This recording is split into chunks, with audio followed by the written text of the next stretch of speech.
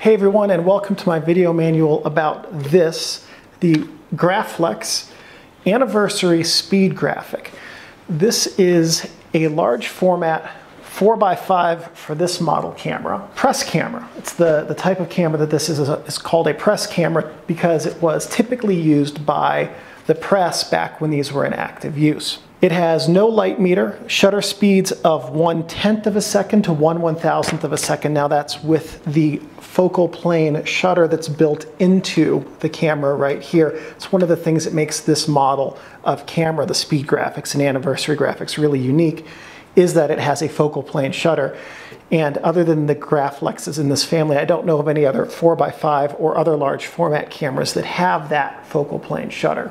It has 100% viewfinder magnification, and by viewfinder, what I mean specifically is the film, the viewing screen right here, which is where the film back would go in, has 100% frame coverage as well. And so basically when you use this camera, what you see on this ground glass is what's going to be on your image. It has interchangeable focusing screens. That's this ground glass right here. Matte is the default, but there are a lot of third-party options. Grids, you could, at one point I think you could get crosshairs, things like that. You can also get Fresnel lenses to go inside of here so that you can make the entire focusing screen area brighter. I don't use a Fresnel lens, so when we take a look at this, you'll notice that it is not as bright from corner to corner as maybe some other cameras that you've seen or are used to. The flash sync on this camera is at any speed with a leaf shutter lens or at no speed at all with the focal plane shutter on this camera. The reason that the flash syncs at no shutter speed at all with the focal plane shutter is this is open, this is focusing right now. You might be able to see that it's suddenly gotten brighter in here. But as the focal plane shutter advances, you get these apertures right here. And none of the shutter speed apertures allow the entire film area to be exposed to light at any given time. Here we go. So as they're triggered, nope, that's not it. Yeah, that is it. There we go. So as these are triggered, they roll across the image plane, but the image plane is never open to light for the entire aperture with any of the focal plane shutter speeds. Now, back in the day when there were flash bulbs that were more widely available than there are now, you could use flash bulbs with this lens, with this camera, although this specific model does not have a flash sync attachment, at least not that I can find. Maybe it's in my notes. If it is, I'll correct that statement in a second. These were professional cameras meant to be used in the field by members of the press, hence the name press cameras. And as we go through this camera and take a look at it, you'll see some of the many features and functions on it that are indicative of it being very flexible for professional use. It's very lightweight. I think this weighs 1.6 kilos, which is 2.2 pounds per kilo. That's 3.8 pounds, give or take. By large format camera standards, this is very light. It's lighter than most any field camera. I think it's the same weight as the Intrepid, which is made out of plywood. So super, super light, very compact 4x5 cameras. As you could see when we had it turned around, there's not much more to this camera than the film plane area. So this is about as small as 4x5 cameras get, with the exception of a handful of very specialty, tiny, large format cameras. It has many, many ways to focus, a reverse Newtonian focuser up here, a range finding system, things like that, that allowed this to be very flexible for use in the field.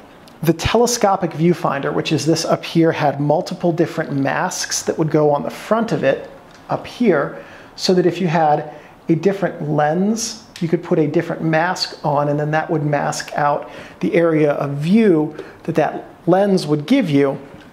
So all you would have to do is look through this, set the lens to its hyperfocal distance, get a rough framing, and take a picture. And because these were 4x5s, you could take it back to the newsroom after you took all the pictures and crop out all of the things you didn't need, or level the horizons, things like that. Because it had such a large negative, and because generally speaking the images were being reduced for print, or at least not really enlarged all that much, or if they were being enlarged in newsprint, which is not high resolution, you had a lot of ability with a camera like this to take a fairly sloppily made photograph and turn it into something that could be produced and printed in a newspaper a couple of hours later. The front standard on this camera, which is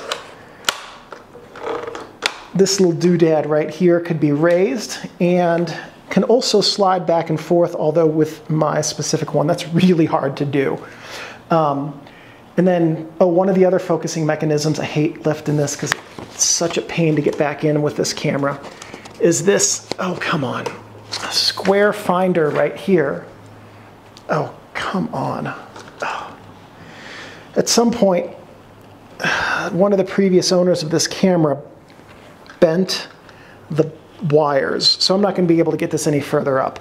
But this is supposed to go up so that this is a square, and then it lines up with this guy right here, and then there's a focusing scale on the back of this that allows you to move it up and down to get different focal distances, and then look through these two things together to frame your image.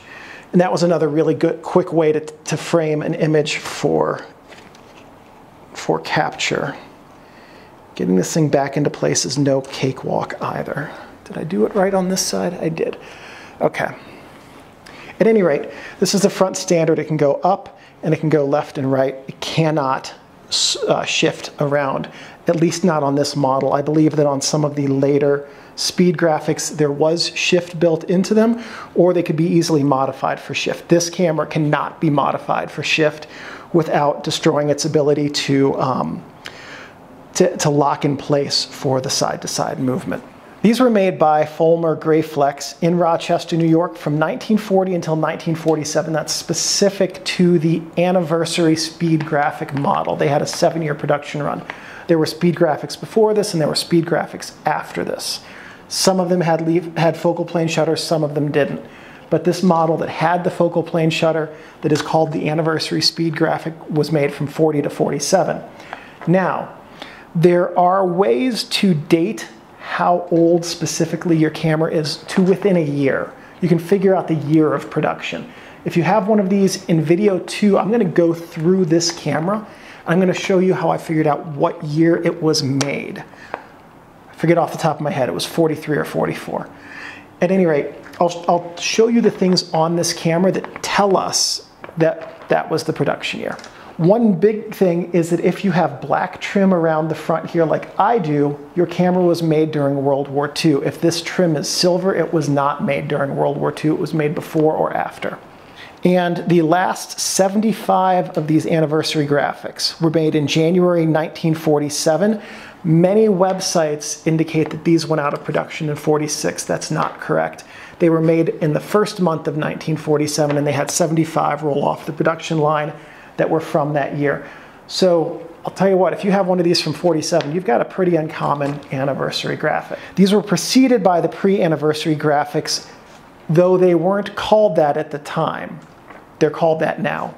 These were called later the anniversaries, which means that later, after these were released, the ones that came before it were called pre-anniversary. Back when the pre-anniversary models were released, they were simply called the Graflex Graphic. These were concurrent with the speed graphics of other formats and graphic view and monorail cameras and the Super D series of large format SLRs. They were also made with the Fairchild K20 aerial cameras at the same time as them, and the Graflex PH47 series. Those last two, the Fairchilds and the PHs, were military issue cameras that were used during World War II. These were followed by the Pacemaker speed graphic. So, Let's take a look at this camera's features and functions, and we'll go through them and I'll tell you what everything is. Here we are on the top of the camera. And on the top, this button right here is the bed release. What that does is when you have your Graflex folded up for transport like this, you push this button and, come on, the front bed, which is this part right here, drops down so you can extend the bellows. Also right here, we generally have, not all of them still have this, but this is the telescopic viewfinder, and this is the part that you can swap out for different masks that cover different focal lengths. And you can adjust the focus on this to give you an idea of your distance. There we go. So this is the telescopic viewfinder right here. On the camera's front right here, we have the Graflex logo. These are, we'll see when we open the bed again, focusing adjustments. On the camera's back, we have the pop-up viewfinder. This is what we saw a couple of moments ago with the wire frame in front. And if you push this little doodad in right here, there we go. Sometimes you don't have to push it in. You can get it to focus from, let's see, 6, 8, 15 and infinity. I believe that's feet, although that really doesn't make sense. Maybe that's yards, but it shouldn't be meters because this was an American-made camera for the American audience. That's got to be yards.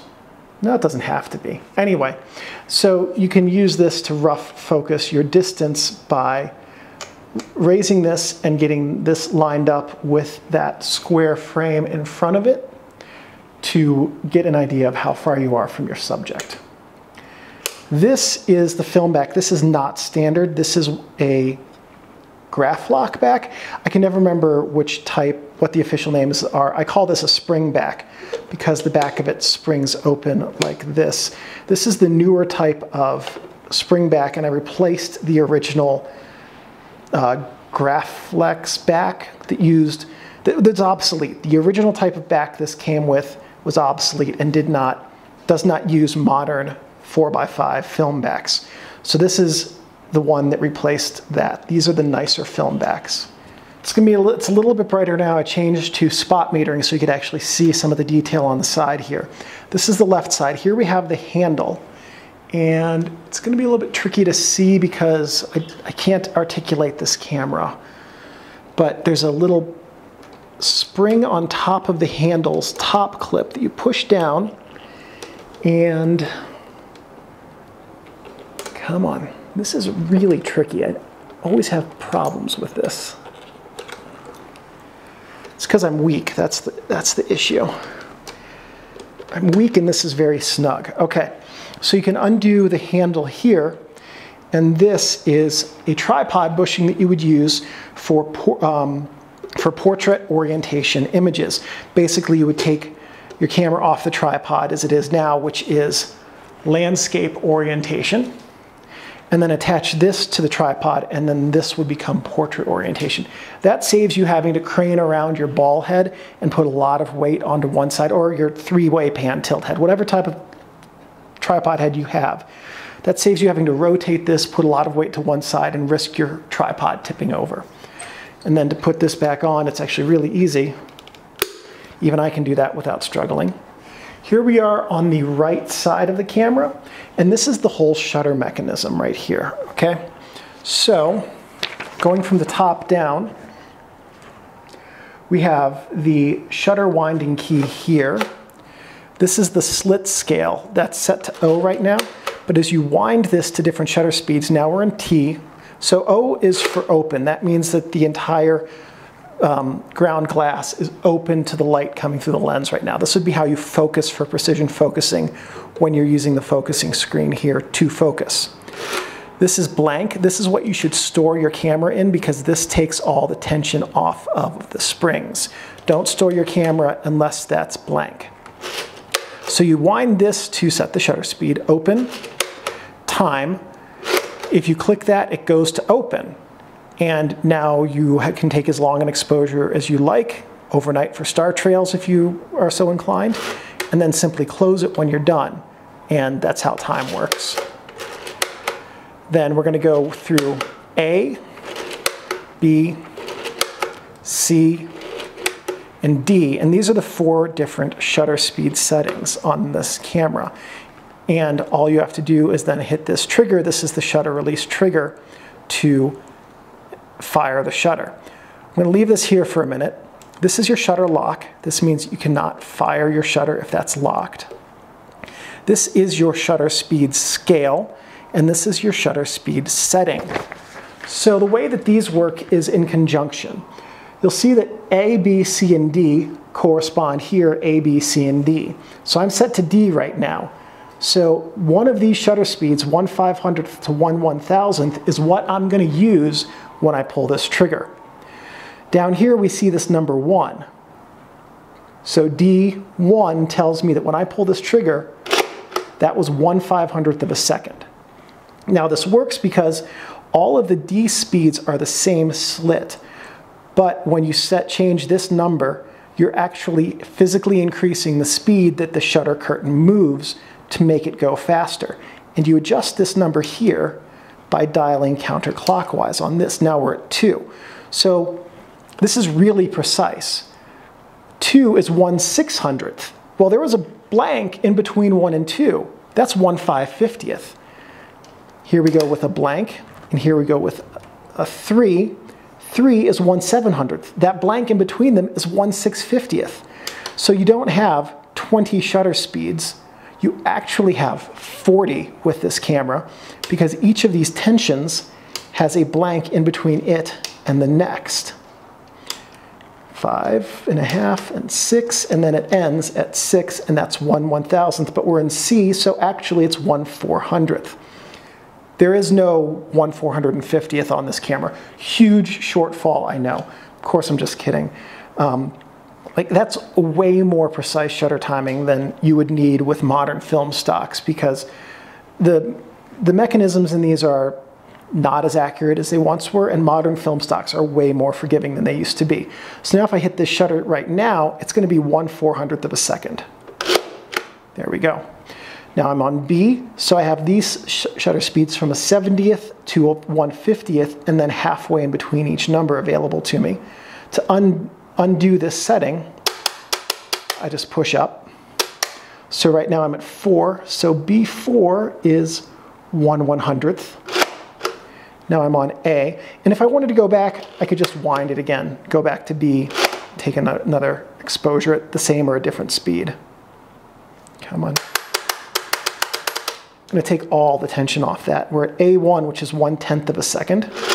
Back to time, and open, and that takes all the tension off of the shutter.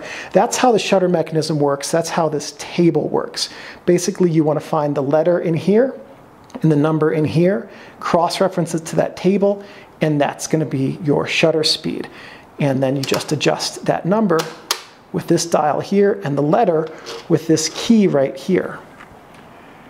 And this doodad right here, I remember seeing what it was for, but I think this is just part of the shutter adjustment mechanism. Don't quote me on that. You know, I took this whole shutter apart to retime it at one point. I don't remember what was on the back side of this besides a bunch of gears. So I think this just connected to some gears. On the bottom of the camera, I'm not going to take it off because this tripod doesn't have a tripod head on it, so the camera's screwed directly into it. But all that's down here is a tripod bushing. Mine has a 1/4-20 tripod bushing. I don't know if that was standard or if it was a 3/8-16, which was standard, but what's on the bottom of this certainly does not look like a standard tripod bushing. So if you have a 3/8-16 on yours, you just need to get a 1/4-8-20 adapter. Those are like 99 cents off eBay, and you'll be able to use a standard tripod with your anniversary graphic. Okay, so here we are on the front of the Graflex anniversary graphic. Here's your Graflex logo. These cutouts right here are a good spot for the knobs, the focusing knobs to rest. There's a little hole on the side I forgot to mention here. This is where you feed your cable release when you have a wide angle lens. To open up the front, we simply depress this button, bring down the front bed, and it rests flat. Inside the front bed, we have these brass rails right here. On the Anniversary Graphic, they are connected, which allows you to use large wide-angle large format lenses in this camera easily. These are your infinity focus stops. There are 2 screws on the outside of each of these that allow you to calibrate them for a specific lens. This is calibrated for my Pentax 8-inch f2.9 lens right now. If you bring out your lens and click it in there, now I know I'm at infinity focus for my Pentax. If I am using a longer lens, I just have to adjust it a little bit. If I'm using a shorter lens, life gets really challenging. Those are the rails that your standard slides on. This, you can see here the focusing knob and how it works. This little clip right here on the front, which you might not be able to see, clips into the release up here under the Graflex logo. And so when you push the button, this little thing drops down and you can open the front bed. Then here we have a focusing lock. So when the focusing lock is parallel with the rails, I can move it forward and back. When the focusing lock is perpendicular to the rails, you can't move it, and you don't want to force it because you will wear out the mechanism. So, same direction, movement, opposite directions, no movement. On many of these, there's a focusing scale right here. This is always for a specific lens. I forget the standard lens that these came with, but it was probably for that. If you're using a different lens, this focusing scale is not going to apply. So I don't even use this, I just leave it there because there's no reason to take it off. This doodad right here allows you to pull the front standard out of the camera. This is the front standard. Here are the bellows. Originally they were not red, they were black. Talk about those in a second. This is the wireframe thing that we use for the Sport Finder. Lens board retaining bar right here. This is the release for the front standard rise and fall. There should be one over here, but my camera only has one of these. So if you loosen it, you can raise the front standard and set it anywhere. This is the highest setting. And you can set it anywhere you would like between the highest and the lowest setting to achieve what you need to achieve. Then here, underneath this pull doodad, if you push it down, you can shift your camera from side to side. There's not a whole lot of shift built into this camera, but there's some.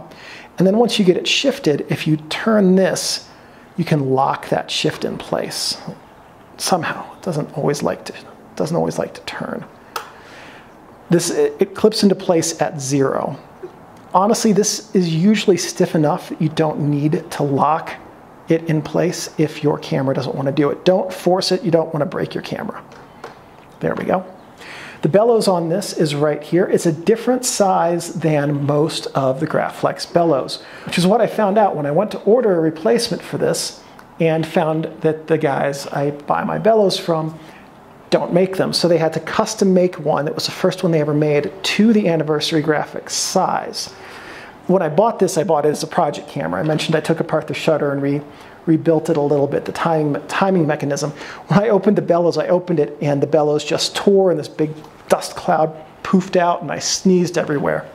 It was very, very gross. But the bellows replacement was not super hard to do once I took the film back off. That was mandatory to get the new bellows to mount the new bellows on the camera. Some notes on the Graflex Anniversary Graphic. These are incredibly versatile cameras, even today. They are capable of taking any lens that can fit within the throat. The throat is this circular area right here. So as long as your lens isn't wider than this circle, or doesn't have a greater diameter than this circle specifically, it will fit in here and your camera can use it. As you can see, this circle goes all the way to the edges, so there's no benefit in taking this out. This is just the maximum diameter of whatever lens you would like to mount here.